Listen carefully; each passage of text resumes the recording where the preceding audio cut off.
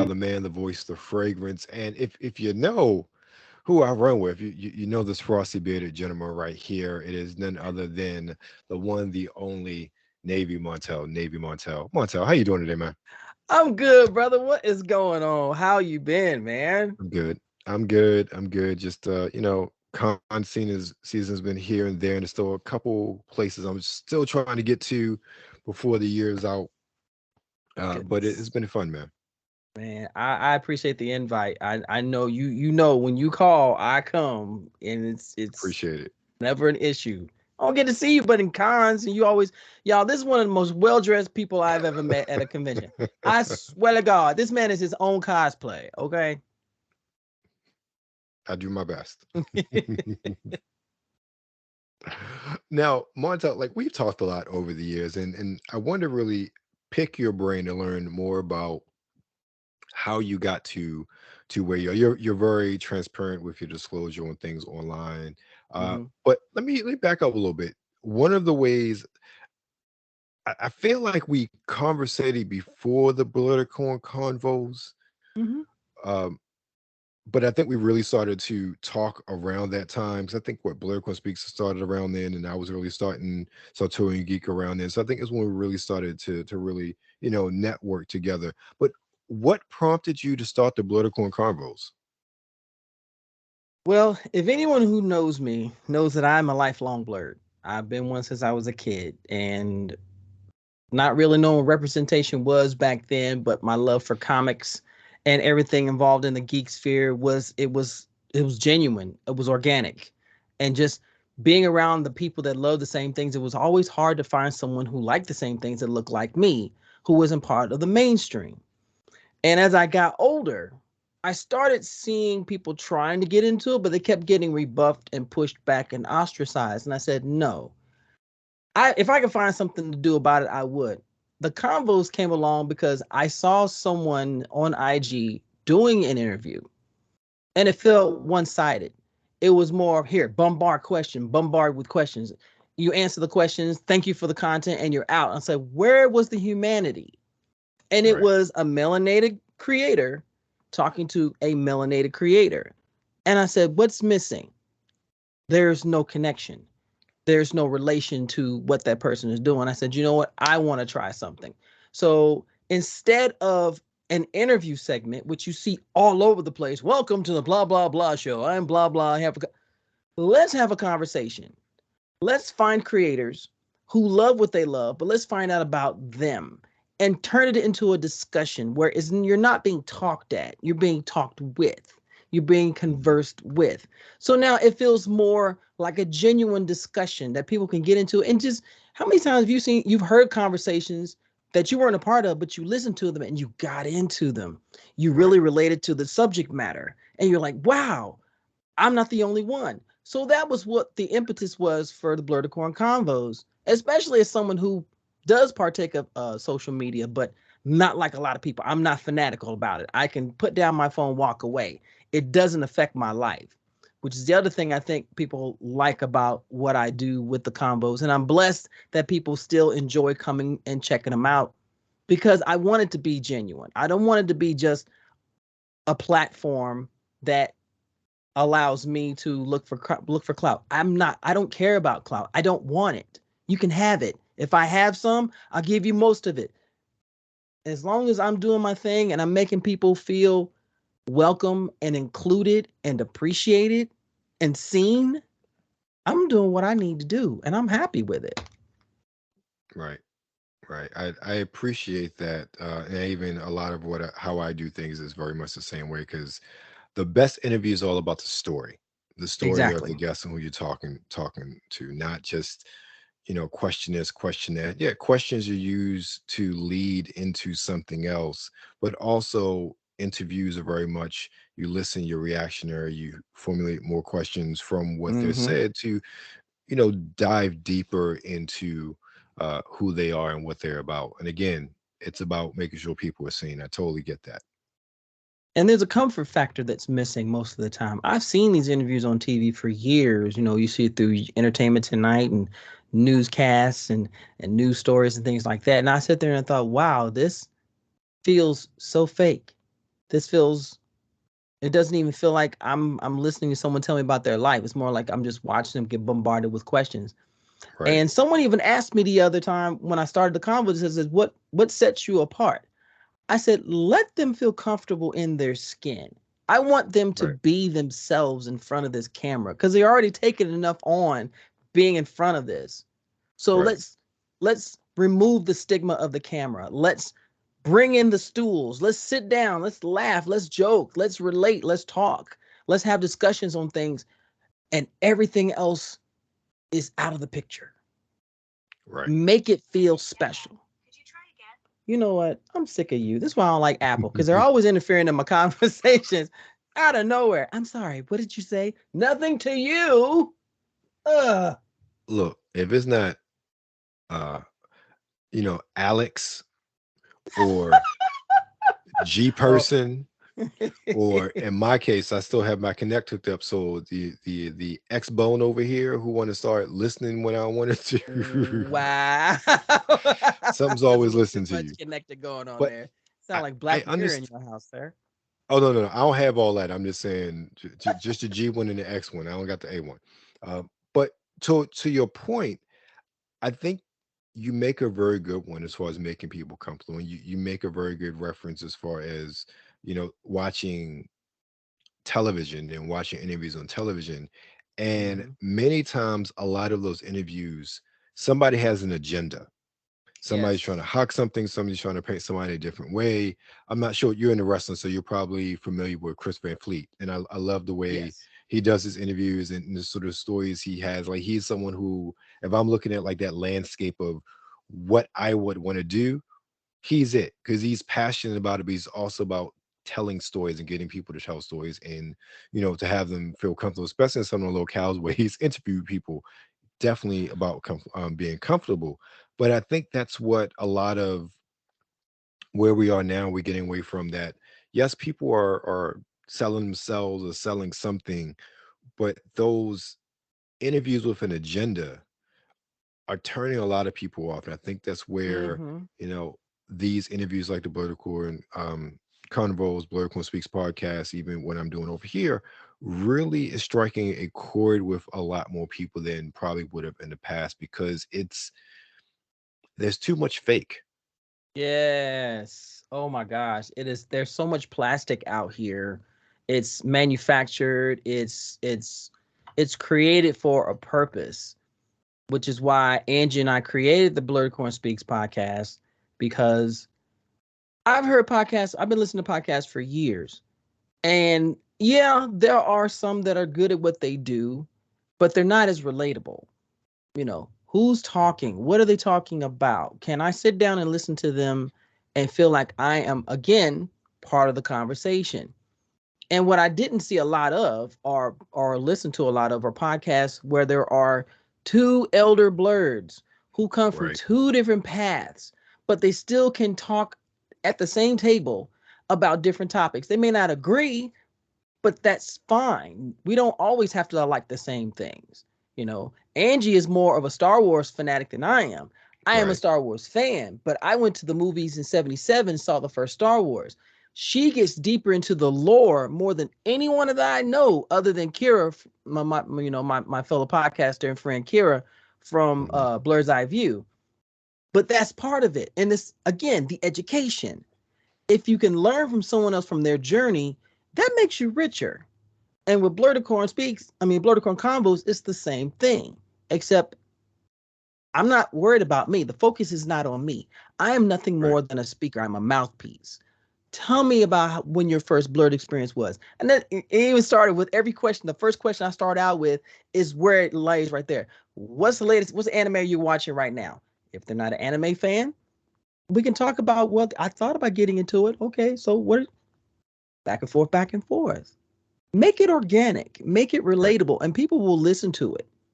Just like what you do. I love what you do, fam. You bring in the Thank you. fragrances, you bring in the geek, the geek content.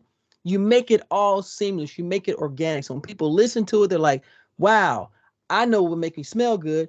And he's talking about comics. That's dope. Okay, what else is he gonna do? And that's what makes people come back. This is where return listeners come in. Right. Right.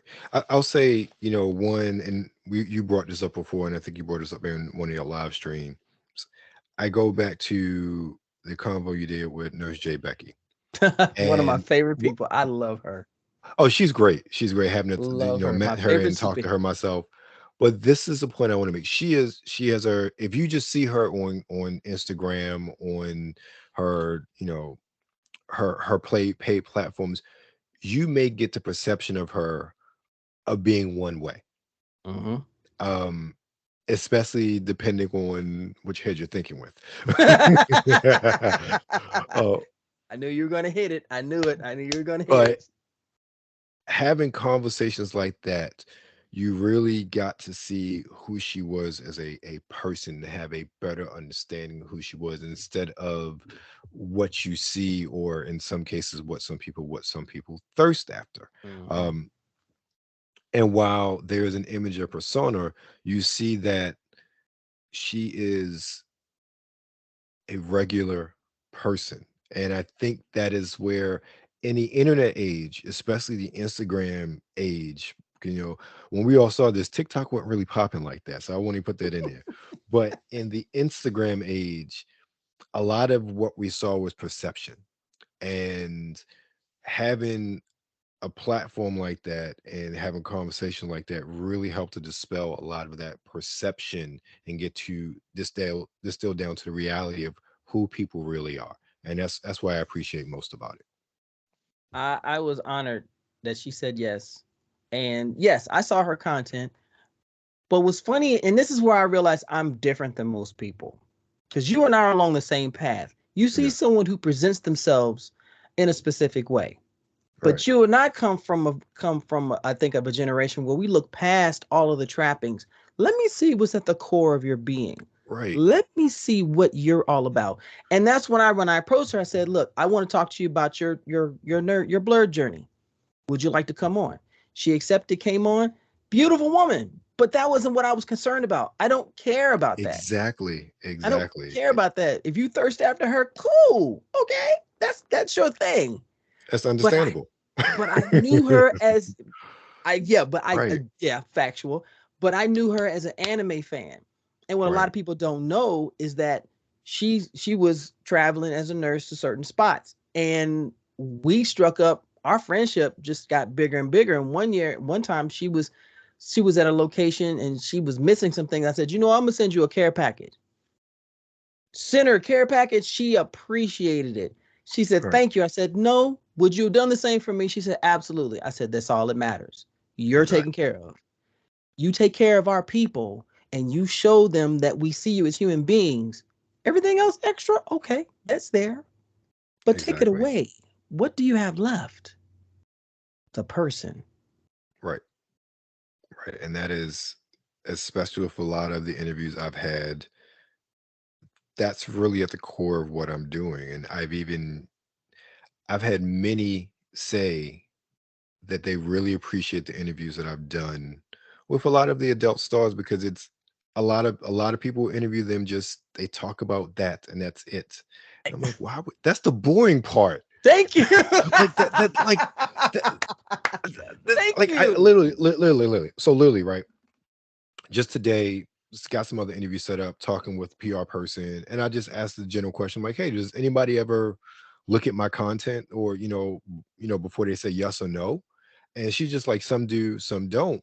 But she says, I really appreciate the fact that you don't ask stupid questions, or you ask real questions, you make them feel special. That is what she said. I said, I do my best, but let's be frank.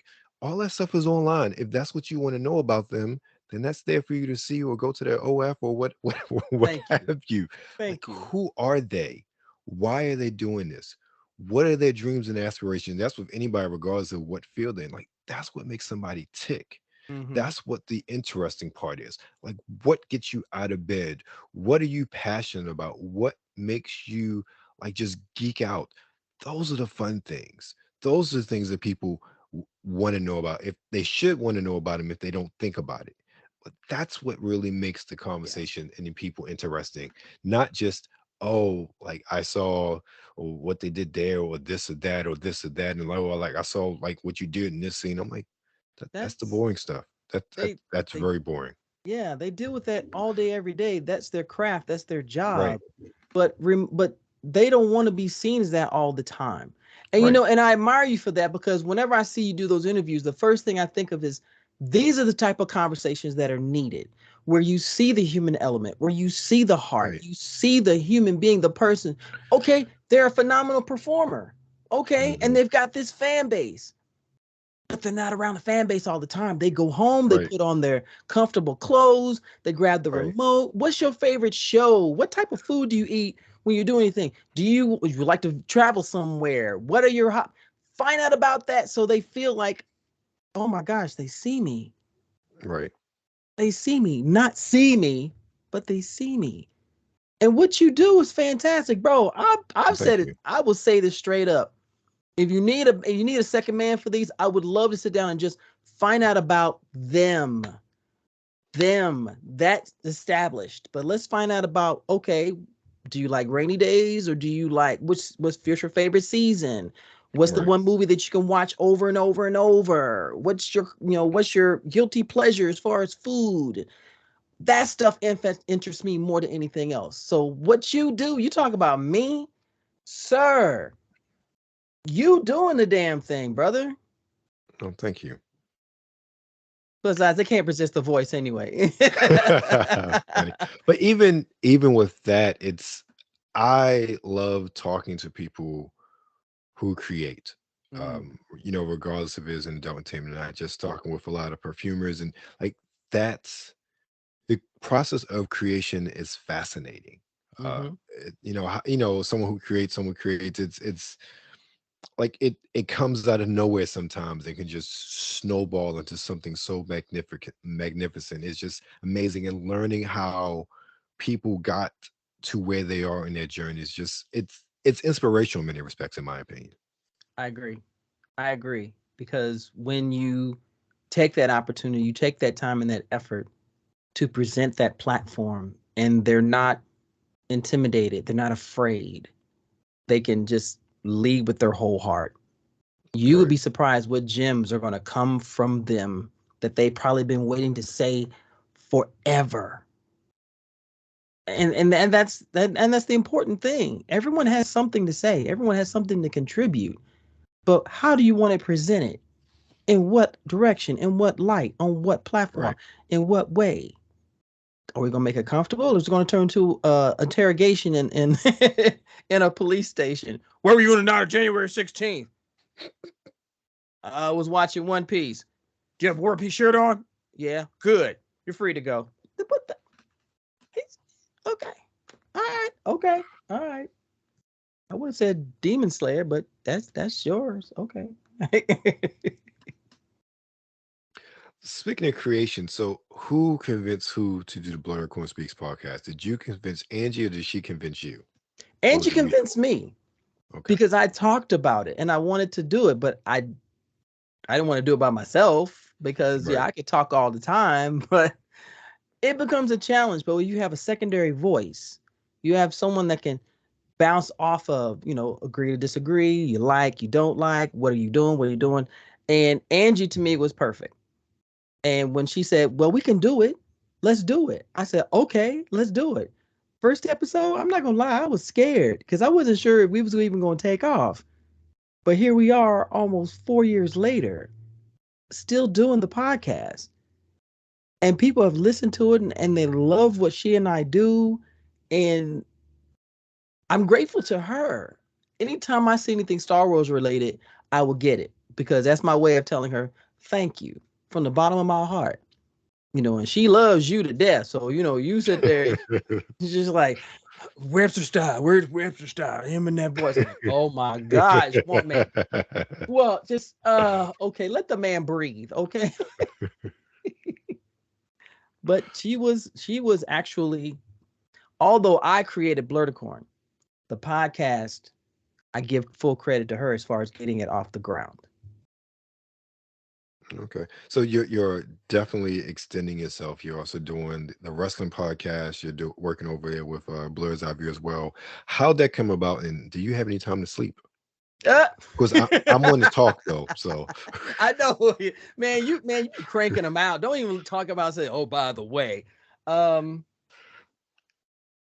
Color commentary came as a result of Do You Speak Geek, Nick's from Do You Speak Geek, who's that man is a worker. That man has a knowledge base that is unbelievable, passionate about everything geek and nerd. And we're both pro wrestling fans and we talk about it all the time. And we always want to do a podcast. Well, when he said he was going to start one, he already knew the first person that would say yes.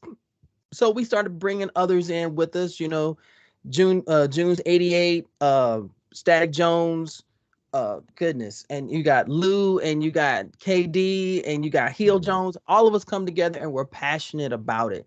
And I was on board with that 100% because we don't have that many pro wrestling podcasts from a blurred standpoint, not a black man, not a black woman, a right. blurred standpoint. Because what a lot of people fail to realize that wrestlers are just as geeky and nerdy as anybody else. Yep. That's how they keep from losing their minds. So that came about. Now, Blurred's Eye View, totally out of nowhere because I know Chris, I know the crew, Right. and love them to death. And they call out to me and be like, hey, let's get on, let's chit chat and let's talk. And when the crew changed and you got a beautiful array of minds and creativity and stuff. And I said, I really would love to be on there sometime because y'all are amazing. He says, you want to be here? I said, cool. Yeah. He said, cool. And the BlurCon this year, he made it official. He said, you're part of the crew. I was like, what? What? What? You could have knocked me over with a feather, picked me up with it, and knocked me back down again. Because I'm telling you, I was bowled over. So it's an honor to be amongst august company like them. It's it continues to further the message that not all people who are blurty are overbearing, are disillusioned, or only worried about clout. No, no, no, no, no, no, no. There's a message out there. There's a legacy to be created. There's history to be made. That's what it's all about. Because I'm not gonna be doing this forever. Right. I'm gonna be that old man sitting on a porch with a Nerf gun, shooting at kids, talking about "get off my lawn." That's my goal. That's what I aspire to be like. I told your mama and I was going to do it. Okay. Yeah. Go on and cry, you little worm. Anyone else? I want to be that guy. Oh man, blurted Gordon.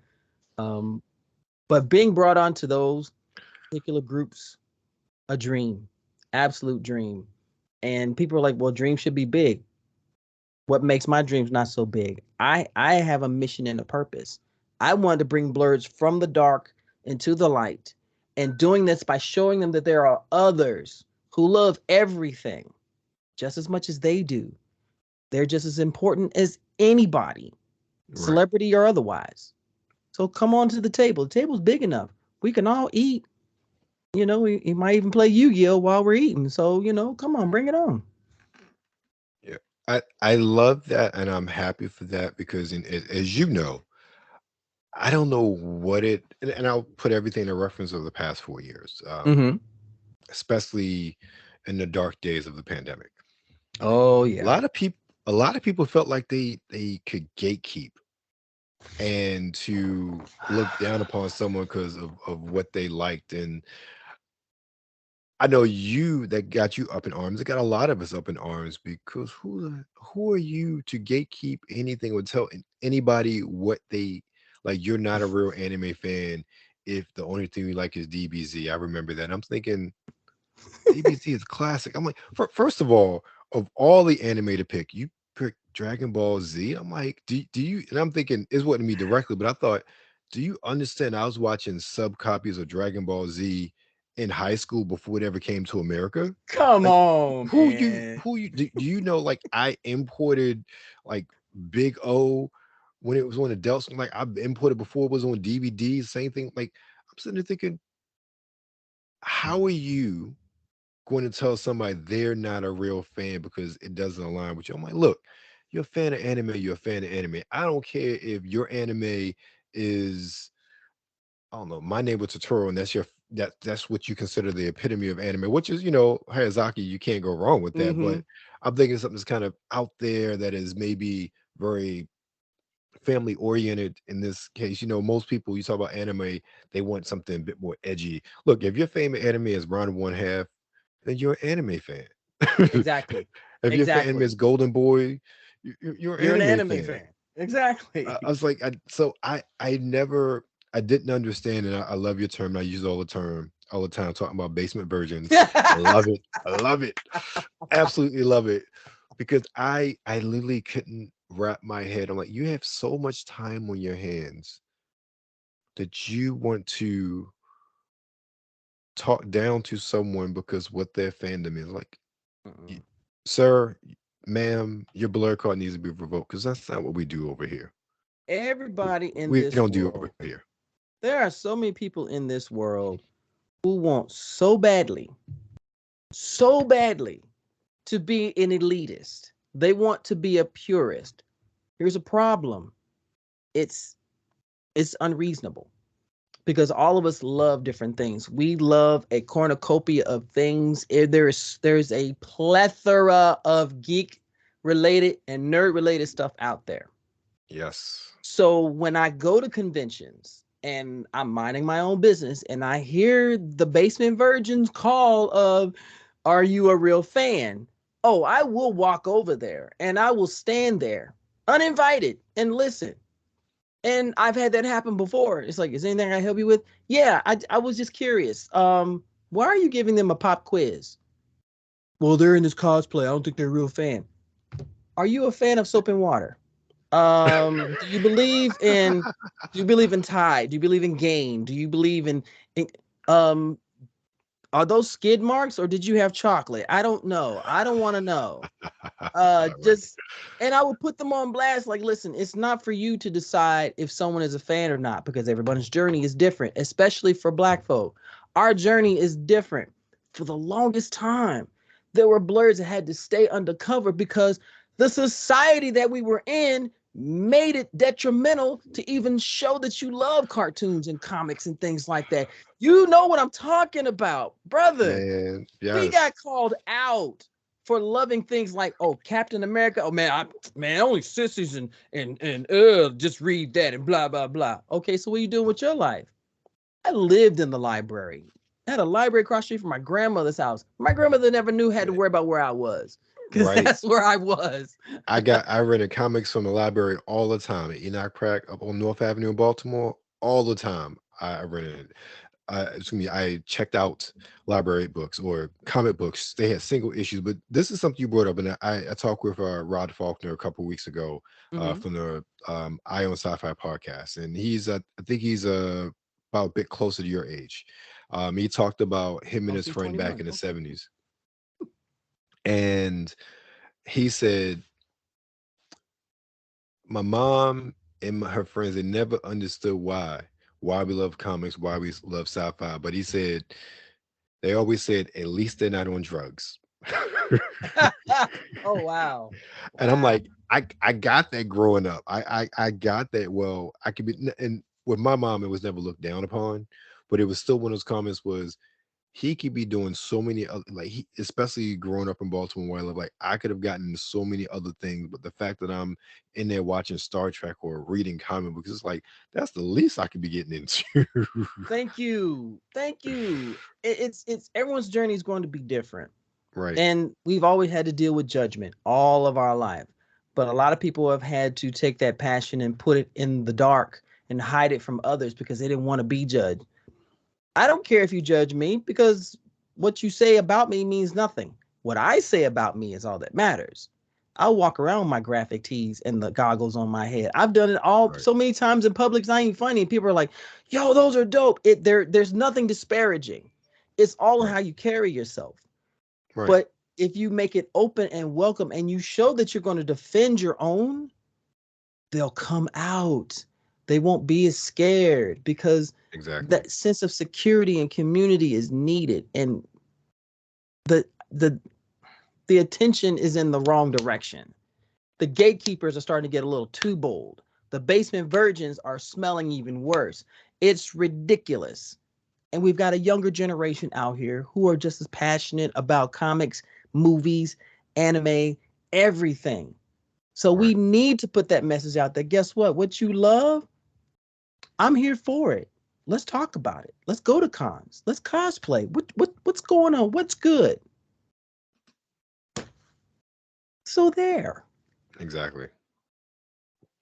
Exactly. That's how it should be. It shouldn't be any sort of gatekeeping. Shouldn't be any sort of, oh, you're a like we had this conversation over at NLW Checkpoint. So Kuya P is our producer. He's just Mhm. like, yeah, yeah, website like you're the real game. I'm like, I just like playing games. As far as like getting into stuff and doing, like, I'm not sitting here, doing this or doing it, or like 45 hours in this game. Oh, look, I enjoy playing. It's a load of steam. I enjoy Game Pass of playing different things I normally wouldn't have. Um, and I also that those sort of things that I just interests me as far as like news and what's going on. And I was Mhm. like, no, I'm not hardcore, but okay, cool, whatever. But speaking of games, let's talk about your Twitch journey. How is that going? That train wreck. I mean, that wonderful journey. Wow. 2018, I decided that I wanted to be a Twitch streamer. Now, I will confess that I did get caught up initially in the fervor of the potential fame of being a Twitch streamer and everything. That lasted all of a month. I said, this is not for me. Let me back away. I sat on it for about 3 or 4 months and I said, no, why do I want to be a Twitch streamer? Why? This goes back to why I wanted to do the Blur Corn combos, because there was a voice that was needed. Because again, you have voices that are louder, but they're not saying anything. They're not supporting anyone. They're not creating a safe space. That's Mhm. the key phrase right there. The Blur Corn combos, Blur Corn Speaks podcast, my Twitch stream, safe spaces where there is zero judgment. Come as you are. Just don't be disrespectful. Be respectful and be yourself. I say this all the time when I do the convos. So when I decided to start Twitch streaming, I didn't know if it was going to kick off. I didn't know if anyone was going to want to listen to me. But people started coming and they started liking where they were. And I refer to it now as a neighborhood. It's not a community, it's a neighborhood, because neighborhoods are more personal. You can tell, Right. you get to know people because they're right here and you can acknowledge them. I have seen to, I know you have, and I'm sure you have too. You've seen Twitch streams where people are saying, hello, how you doing? Zero acknowledgement of them. Mm-hmm. Only the streamer cares about is who's subbing to you and who's following you. And even then, they don't acknowledge them. No, no, no, no, no, no, no, no, no. Once upon a time, you were a twinkle in somebody's eye. And I'm being as respectful as I can because that's not what I wanted to say, but you have an idea. But as you grew up and you started seeing that people were starting to go and become Twitch streamers, become famous, and that's what you wanted, but you forget, in order for you to get to that level, people have to actually want to listen to you, watch Right. you, and interact Right. with you. Right. So if you don't have any one of those, so where's your fame going to come in? Because if you're a jerk, you're just going to be a jerk talking to yourself. And my journey has had its, yes, it's had its ups and downs, because there were times where I would have maybe one or two people, but I didn't care because they came. So let's have us a roundtable discussion about whatever it is. What game am I playing? What do you guys like? And it just grew from there. Even so much so, and this is a story I don't tell a lot of people. One of the things that got me over on Twitch was that the folks at Explosive Games, they created the game Cyanide Happiness Freakocalypse. Mm-hmm. I don't know if you've ever heard of it. If you've heard of Cyanide Happiness, you know how crazy it can get. So I was always a fan. So the game came up and said, oh my gosh, they got this. So I put it on my stream. That was till this day, that's still the longest stream I've ever had. That was over almost 8 hours straight Wow. of playing this game. But I had so much fun, time didn't even become a factor. Now, what I didn't know is that the development team, the producer, the writers of the game came into my stream and were watching me play. And not only watching me play, they were interacting with me and had such a good time. So we fast forward. They had just big of a blast as I did. So much so, we fast forward to 2023. This year, San Diego Comic-Con, I met the team. They spotted me out of the crowd and said, "Hey, that's that streamer." I was like, "Y'all remember me?" And I got to meet the producer face to face. He said, and he tells me, after that stream, they took it to their team because the game did not get kicked off. They weren't sure if they did anything great. They Mm, used my stream to prove that this game was fun and enjoyable. And I got nice. emotional. I got emotional. I said, all I did was simply show what I love to do and had a good time. And it had a positive outcome to it. So my Twitch stream journey, I love it. I just tell people, think about why you want to do this. What's your purpose? What's your goal? What do you ultimately want to achieve? Because if you're just trying to get fame and everything, then you're in the wrong facet, buddy. Oh yeah. Especially if you don't talk to Oh yeah. people. You know what I'm talking about. So Oh yeah. I encourage people to go for their passions. I always encourage them to go for what they love, but just understand you're going to have to go through the ups and downs. There are going to be some challenges. How you step up to those challenges determines whether or not this is for you or it's time to travel down a different road. Right. I agree. And I think a lot of times with people, in many respects, when it's a digital passion, Mm-hmm. people are looking at the fame, the notoriety, the potential money, and not really focusing on the passion part, the love part Mm-hmm. in many respects. And, you know, most of us will never ever make any sort of real money from any of these things. And I'm perfectly fine with that because I enjoy what I do. I'm able to not only just talk with interested people, but meet and network and make new friends as well. And I've been able to do Yep. that the whole time. I'm pretty sure you feel the same way in that regard. Oh, 100%. And that is, the best part of doing this or following your passions is the sort of rewards that come with it, not so much the monetary gain. Precisely. Precisely. The connection that you create, the bonds that you make, being able to meet your mutuals, people that you admired at one point that are now on the same level, if not considered family and friends, because they recognize the passion. It's just as strong in them as it is in you. And they want to be around you. Yeah, Now, exactly. I'm not going to say it's perfect because there are people out there who have their agenda and they're only going to use you for what they want to achieve. Okay, that season comes, that season goes. What did Yep. I gain from it? What did I learn? How can I apply it to the future? And we move forward. Yeah, I agree. But that's life in general too. You got Yeah. people here, some people are just out to get what they can from you, not malicious, but just kind of how things are. And then once they do it, or they realize they can't get it, they move on and oh well. Sayonara. I'll be the same.